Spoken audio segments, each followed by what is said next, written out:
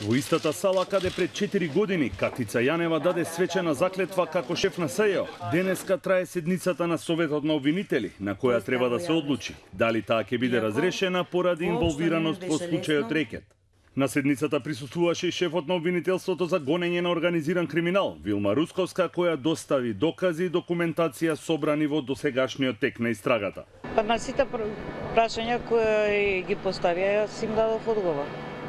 А тие остана да извршат и самите увид во предметот и да ги разгледаат сите докази, да ги прочитаат. Доколку Советот одлучи да ја разреши Јанева со мнозинство гласови, ќе треба да изготви извештај кој потоа ќе го испрати во собранието, каде е потребно двотретинско и бадентерово мнозинство за смена на Јанева. Истрагата за случајот рекет продолжува.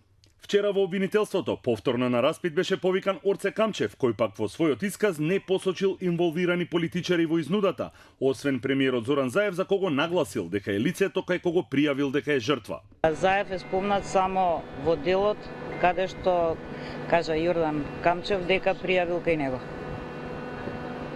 Ниеден друг политичар не е споменат.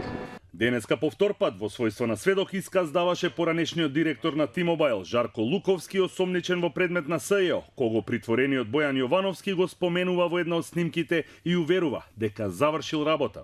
Од СЈО соопштија дека истрагата против Луковски за предметот базни станици е активна и ја води обвинителката Лиле Стефановска. Во досегашниот тек на истрагата за случајот рекет се сослушани десетина сведоци, меѓу кои тројца обвинители од СЈО, но најава за распит на клучниот во скандалот, притворениот Бојан Јовановски, засега нема.